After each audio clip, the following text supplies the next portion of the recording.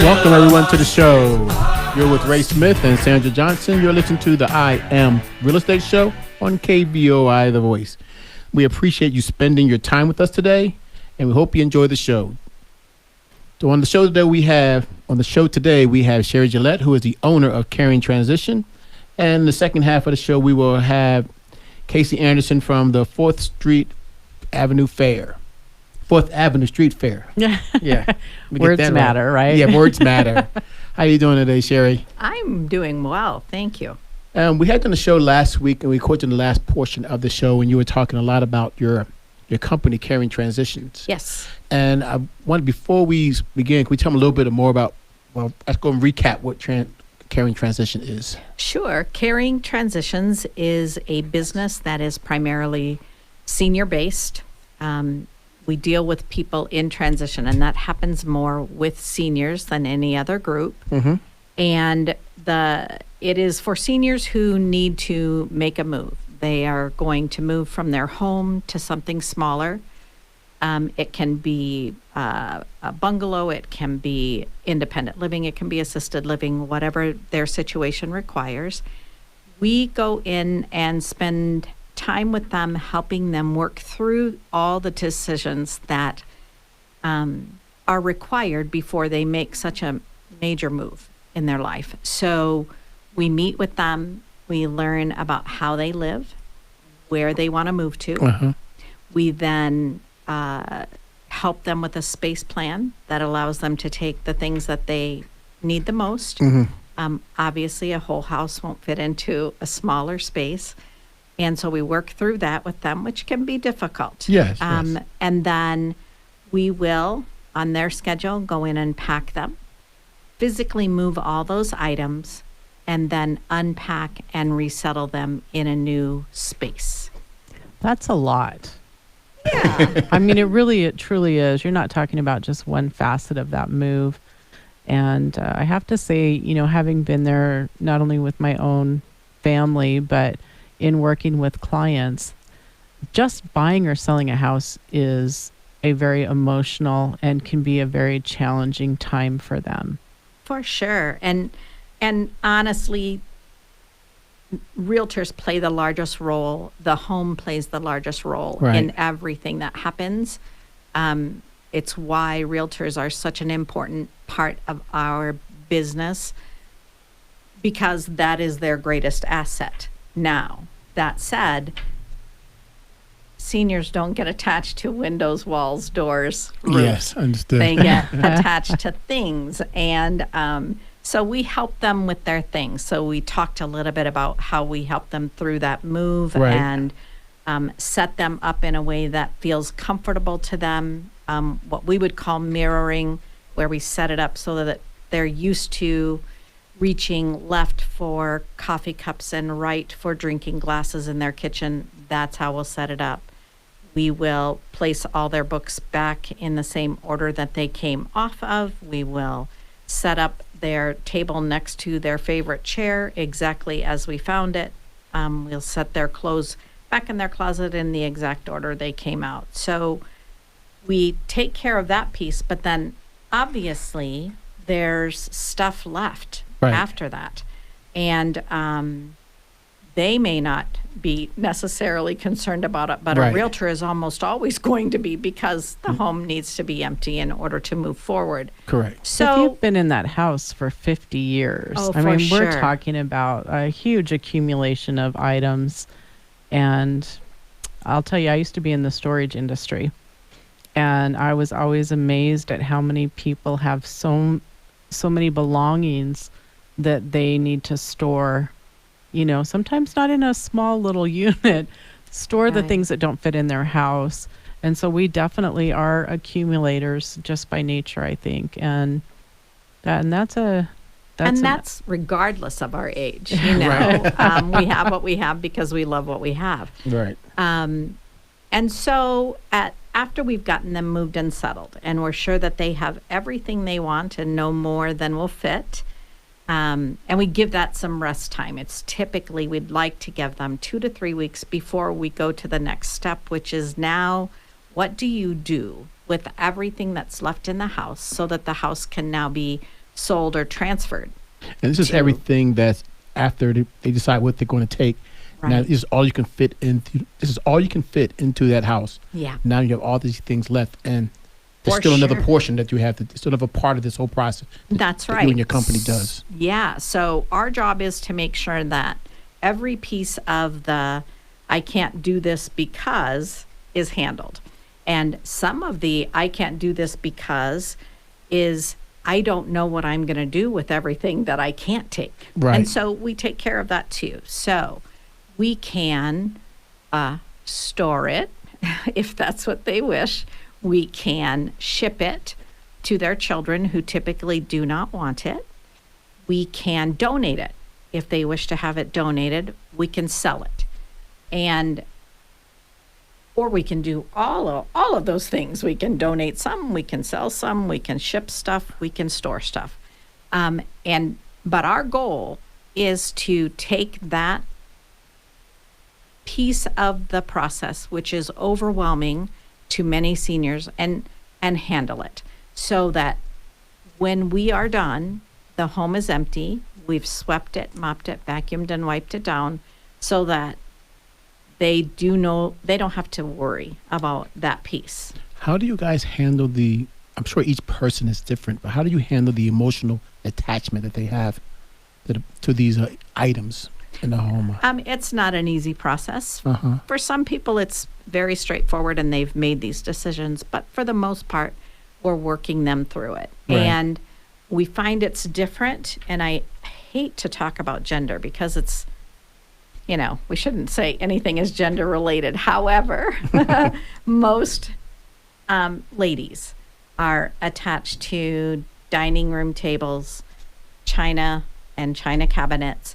And it's because so many good memories of family are made with those pieces of furniture. They remember every family meal. That said, this is an informal market. These are things that they don't match the emotional value.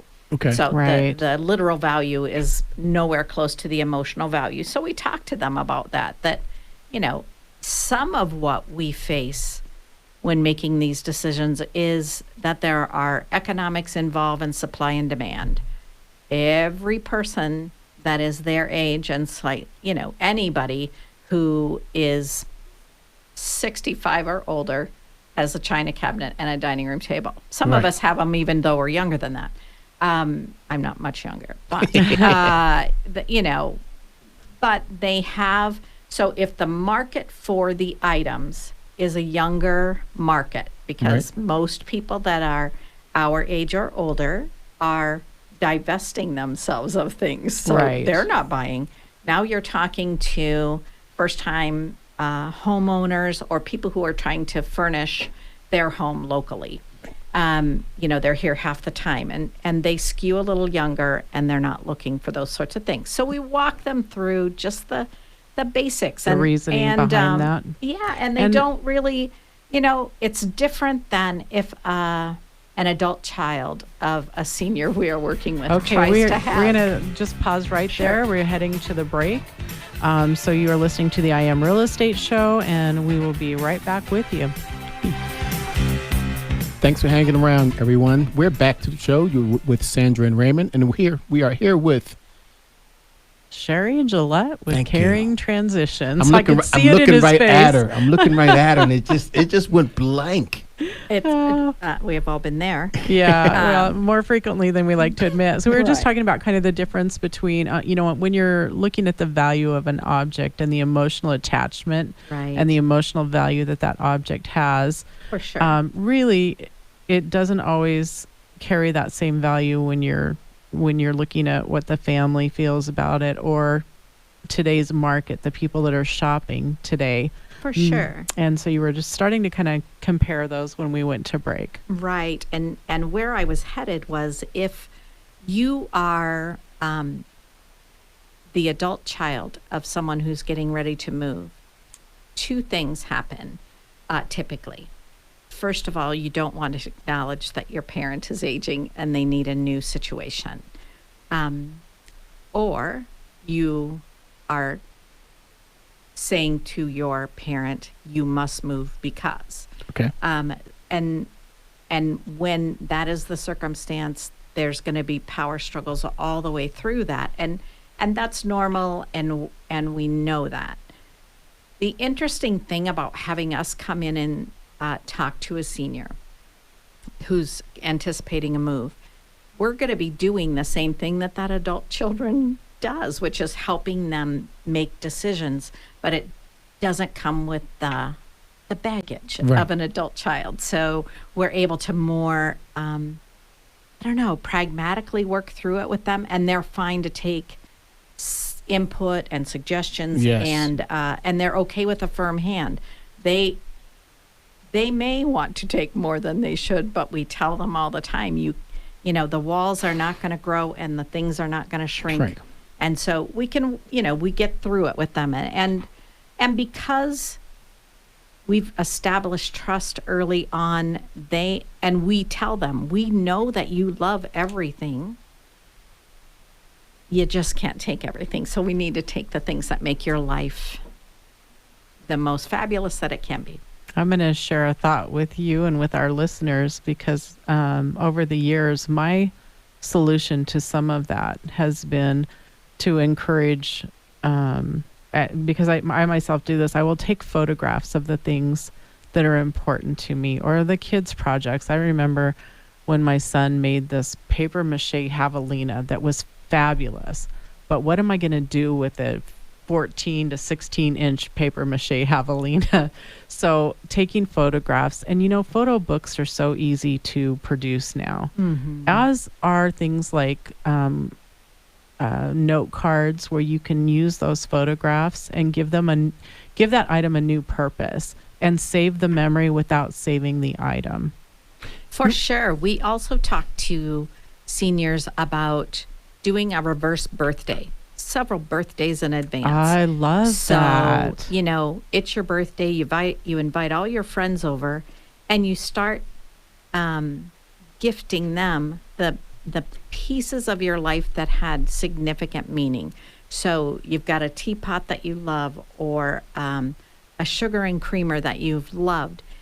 Giving that to a friend and giving it with the story of why it matters and this, how special it is a real gift, because it's the story that you're attached to. And if you can give that story along with the item to one of your friends who still loves all that stuff, it's a really special way to start to make that transition in your head long before you're ready to make the physical transition. Sherry, when you're meeting, that idea. Sherry, when you're meeting the first person for the first time, and let's say a agent refers you, in your first conversation, who are the people that you're meeting for the first time? Are you meeting the owner of the house and their parents and their kids?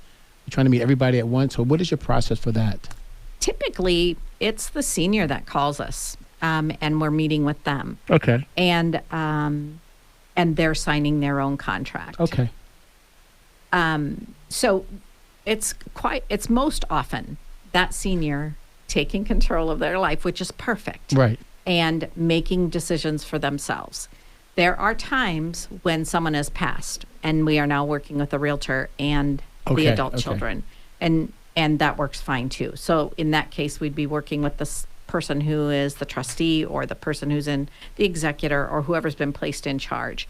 We obviously can't have multiple decision makers, because someone has to sign a contract, and we have to have a single point of contact, but that's super easy. How often do you run into a senior who may be dealing with dementia or Alzheimer's, and you're concerned about whether or not they have the right to make those decisions? Yeah, happens.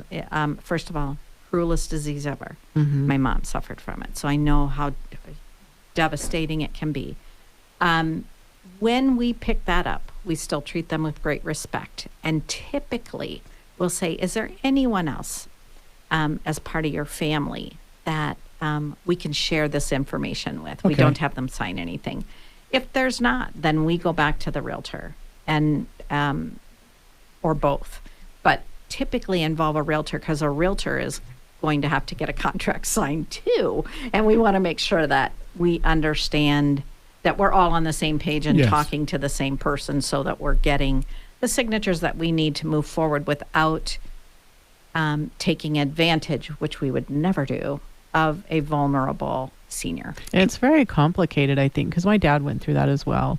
And, there's a point where you see signs, but that person probably is still in a place where they're able to make many decisions for themselves, but they may forget to include family members. So I think that's just a really important piece, and something we as agents do have to consider as well when you're dealing with someone and you get a feeling that maybe it's in question. You really want to move slowly and make sure that you're involving as much and not more than what you need to. It can be a tough place to be in.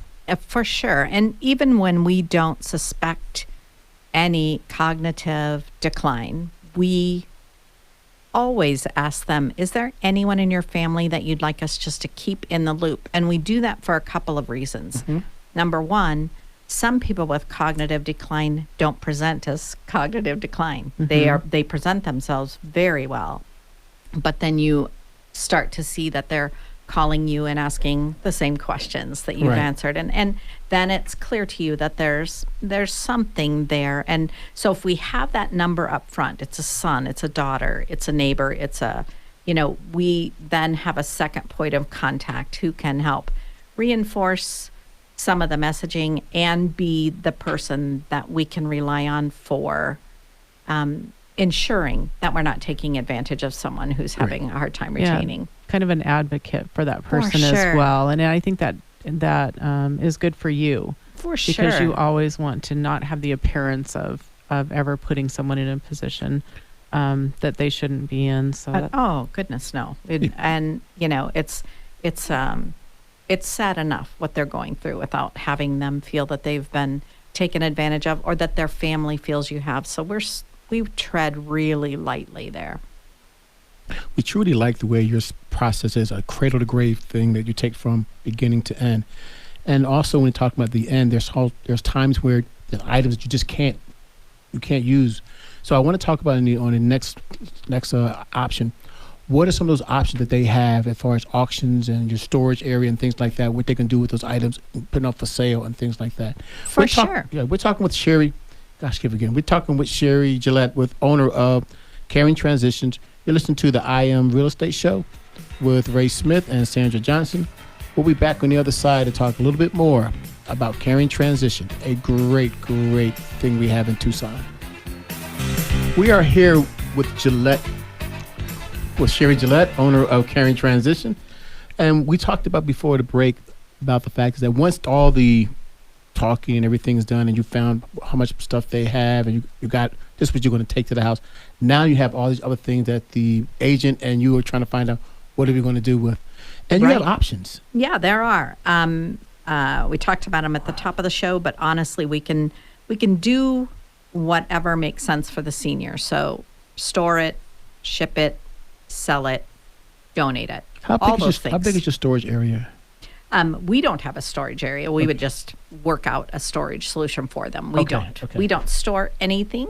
You just come up with a storage solution. Correct. We help them work through those storage solutions and then get it to storage for them. So I know you do the online auctions, but you also do estate sales. We sure do. What percentage would you say of your clients will go the estate sale versus the auction route? Very few, ever since the pandemic. So prior to the pandemic, we were primarily a physical estate sale business. And then the pandemic hit, and obviously we were forced to convert to having online auctions. Mm-hmm. And then as the market started to open up again, then the market got super hot for selling houses, and the timelines were so compressed. And realtors and homeowners didn't necessarily want a lot of traffic in their house from estate sale. So an estate sale, to explain the differences, is we're inviting the general public into your home, and they're going to walk through your home, all of them all at once typically, and buy the things they can see. They're pre-priced. They sell to those people. They carry them out. And that's awesome because some people just need to touch things to buy them. Right. The downside of that is it is traffic in your home, and security while we keep a very secure environment, you worry about it a lot that, what if someone takes something and puts it in their pocket? We monitor it really closely, but, you never know. Right. But estate sales are a great option, and we do them. We do fewer of them now than we've ever done before. So we may do one a month now, where before we did 8 or 10 a month. I think throughout the pandemic, we all became more comfortable with ordering and buying online, and we're seeing that in our business. Both realtors and homeowners are more comfortable with the idea of not inviting the general public into the home and having an option that allows people to buy items that they see on the internet. So that would be an online auction. And there's two options when it comes to an online auction. One is we come into your home as a small team, we take photos of everything, and we upload those things to an auction site, and people bid on them. Okay. Unlike an estate sale, we do have to talk about everything that's awesome about this item, and we also have to take pictures of all the flaws. And where in an estate sale, you see what you get, Right. But online auctions can be done in the home, and we do those twice a week right now. We're doing 2 online auctions in someone's home every single week. The other option is the timeline's super tight, or the location is not terrific, or there's no parking, or, the HOA won't allow it. In that circumstance, we can come in and pack up all the things that need to be sold and move them to our warehouse, which is very close to here, and sell it from there. And so there's a lot of options when it comes to, though there's a subset of things that you wish to sell, and we can get them sold for you. So I have been known to participate in those auctions here and there. And if someone doesn't have a need for help with a senior who's transitioning, they may be interested in purchasing items. Do you want to give some contact information on how they can view the items? Absolutely. So we always have 1 auction go live on Wednesday night and 2 go live on Thursday night. And you can get there by typing into your browser southernarizona.ctbids.com. And that will take you directly to our website, our bidding site. Everything starts at $1. And I know that's a nerve-wracking thing for our clients. But the good news is everything sells for a very nice value. It just doesn't happen right away. There's sort of a bidding frenzy that starts about 36 hours out, and then again as the hour counts down. So that would be Monday night for the Wednesday night sales and Tuesday night for the Thursday night sales. So you put everything on auction, and then you have a time limit? We do. Okay. Yeah, it goes up for a total of a little more than 5.5 days. We've played with this number every which way. We've tried 7 days. We've tried, 10 days, and more time did not equal anything different. Everyone waits till the last minute, and then they compete. And because everybody needs to be a winner, that works in the favor of our client. And if someone isn't clearing an estate but has items to sell, you also have a sister company. We do. So there's 2 ways to handle partials. One is we can take a smaller estate into our warehouse and sell it online. The other option is we have a sister company, Annabelle's Attic, and they will buy items. So that's an option as well. And can you give us some location where Annabelle Attic's located? Annabelle's Attic is at the corner of Speedway and Wilmot in the Monterey Plaza. It is, the physical address is 6202 East Speedway Boulevard. We're in the same complex as Beyond Bread, Bookman's, those places. What's your website? Our website is caringtransitionstucson.com. And you're listening to Sherry Gillette. I know I keep forgetting her name. I'm going to say it about 3 more times. Sherry Gillette. Sometimes he forgets my name, so, Well, I forget my name sometimes, too. Yeah, she's the owner of Caring Transitions, and this company is great. Well, we can have back on the show and talk a little bit more about the fact is that this is a franchise, and that's something that we can sit back and get you next time on the show to sit back and discuss, if you don't mind. Sure. Love to. So great to have you on the show. It's so fun to talk to you. We know we're going to hear from you again. Again, you're listening to Sherry Gillette, the owner of Caring Transition. You're listening to the I Am Real Estate Show with Ray Smith and Sandra Johnson. We will catch you on the other side. Thank you for listening to the show. We got one more segment to have a little bit of fun with. All right, welcome back to the show. You're here with Ray and Sandra. We're here with our next guest, who is calling via phone. Is going to be Casey Anderson of Casey Anderson LLC's Consulting. And she works with the 4th Avenue Street Fair. Can you hear us, Casey? I can hear you guys. How's everybody doing today? We are doing great. Hey, thanks for taking the time to spend a little time with us, talk about something that's important. I want to remind everyone that the 4th Avenue Street Fair is coming up. It is. It's coming up next weekend, Friday, Saturday, and Sunday. And the weather is going to be awesome. And I know there's going to be lots of people coming out to the fair. The 4th Avenue Street Fair is kind of a tradition in Tucson. It is a tradition, Sandra. It's been going on. This will be the 54th annual. Wow. It's been going on quite a long time. A lot has changed, I can tell you that, from the first fair to the one now. But again, the recognition and the long-standing tradition is just recognized worldwide. So we're just excited that we're able to have it here in our community. What kind of day would someone, let's say it's their first time coming out to the fair, what should they prepare for and what should they expect when they get to the street fair? Great question. So there's something for everyone. Mm-hmm. I always tell people try to come early. Parking is always can be a little bit of a challenge, so bring a lot of patience. There's public parking all around the fair. You plan on doing a lot of walking, so I always tell people wear comfortable shoes. We work with Park Tucson in the garages, so there is a shuttle that runs from Pennington Garage downtown to one of the areas that you can easily access the fair. The fair stretches from 8th Street all the way to University, so it's several city blocks. So I always tell people plan on getting all your steps in while you're at the fair. But then once you're at the fair, there's definitely something for everyone: the food, the entertainment.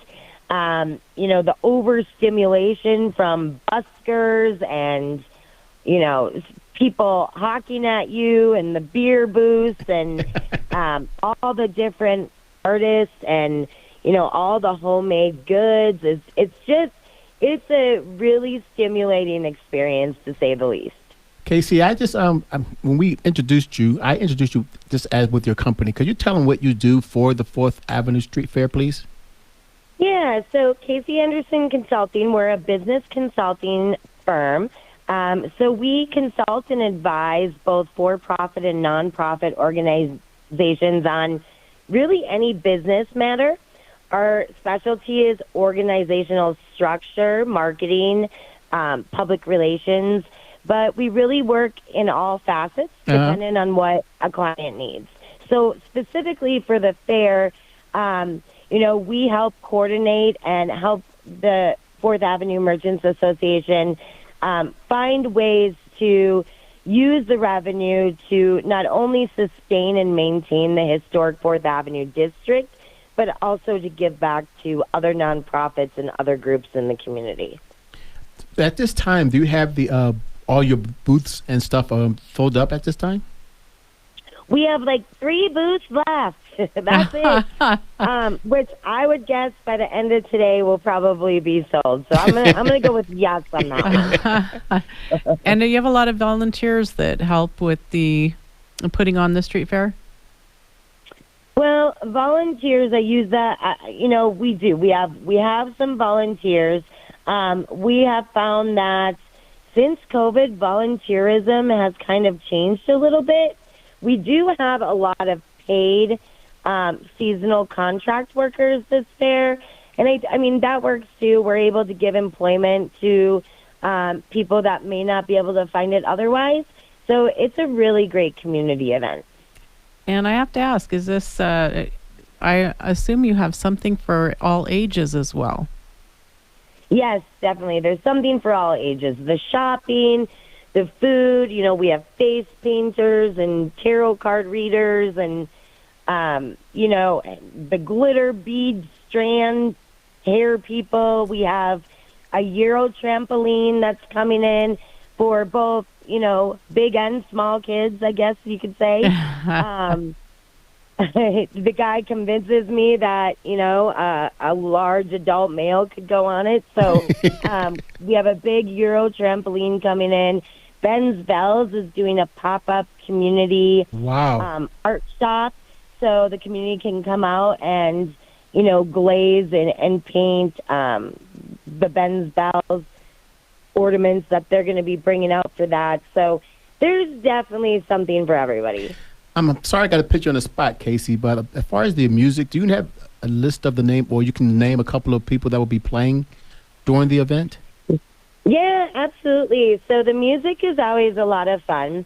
For the spring, we actually teamed up with Cumulus radio stations and did a contest. So people had to submit a copy of their performance, and then we had a group of judges that went through and place them. And it's not always necessarily on pure talent. Right. It's about also the experience. So we have, a couple local singers, and then maybe we'll have a clogging dance troupe, and then maybe a drag show, and then maybe end the day with, I'll just throw them up there, but Zenora Band. It's a band made up of some pretty young guys. They're phenomenal, and they kind of rock it out. So they're going to be rocking out one of the stages Saturday afternoon. Now, you said one of the stages. Do you have music occurring at separate locations? Yep. So we have the Cumulus stage, which is sponsored by K-Hit, Kim FM, and The Vibe, and Ram Plumbing. That's going to be at 5th Street. And then we have what we call the 4th Avenue Community Stage, which will be located at 7th Street. They both have a variety of acts and equal talent and entertainment that run through each day through the times that the fair are open. Now, do you have ATMs available, or pretty much everybody accepts a debit and credit card these days? Yes. So we do. ATMs are a big business at the street there. So, yes. Any other advice you'd give shoppers? They need to bring a good canvas bag for all those items that they're picking definitely. up. That or a stroller. I don't know. Depends on what shopping they're going to be doing. I like that idea. If you wear really good shoes, you can always walk back to your car and then come back for a second time around. But, dress comfortably. Usually our spring fair, the weather's fantastic Tucson weather, which can get a little warm in the afternoons. We will have plenty of beverages available. I always encourage people to drink a lot of water, stay hydrated, maybe have a beer or two, but definitely stay hydrated. A lot of people want to bring their pets, and although we love pets on 4th Avenue, we highly encourage people leave the furry ones at home. The weather can be really warm on their feet. There's not really a lot of spaces where they can get access to water. Right. And the overstimulation that can happen to animals. There's a lot happening at the fair. So we just tell them that the pets will probably be more happier staying home. That sounds actually like some great advice. Well, we are wrapping up the segment here, but we definitely want to get your website out to our listeners. Awesome. Yeah, for more information, you can go to www.4thavenue.org. And I won't ask you to give your phone number to everyone who is looking for a parking spot for the 4th Avenue Fair. We actually do have information available for anybody that has questions and wants to call ahead. They can actually call the 4th Avenue office. Good. We will be open extended hours throughout the whole weekend so we can help people that might have questions. And that number is 520-624-5004. You want to give us that one more time? It's 520-624-5004. That's great. We want to thank you so much, Casey, for taking the time to tell us about the 4th Avenue Street Fair. And this is being brought to you by Casey Anderson from Casey Anderson Consulting, LLC. Thank you, guys. I hope to see everyone out there next weekend. Awesome. Okay. Thanks, Casey. All right. Bye, guys. Bye. Hey, before we wrap up for today, we also wanted to mention that Danielle Johnson with the Johnson Smith team has a How to Buy Your First Home class that's being offered, and that is on March 23rd from 5:30 to 7 p.m. If you would like to RSVP for that, you could call, I would say, call Danielle directly, and I'm her mom. You think I'd have her phone number? While she's working on that. let me get the phone number for you here in just a second. We'd like to thank Casey Anderson and also Sherry Gillette for being on the show today. And so the number to register for the class would be 520-373-6864. And again, that is a class just to kind of understand the home buying process, and you would all be welcome to join her on March 23rd. You're listening to the I Am Real Estate Show with Sandra Johnson and Ray Smith. We appreciate you coming to the show and listening to us. And want to bring up one other thing. If you are looking to buy or sell your home, or if you have any questions concerning real estate, please call the Johnson Smith team at 520-904-7711. And we'd like to thank our sponsors, Horizon Inspections, Indy Realty, Inspired Life Mortgage, Rego Pest Prevention, Pioneer Title Agency, and our new partnership with Caring Transitions. We appreciate you being here. And if you use one of our sponsors, we just would ask that you tell them that Ray and Sandra and Danielle sent you. Okay, guys, we'll see you next week.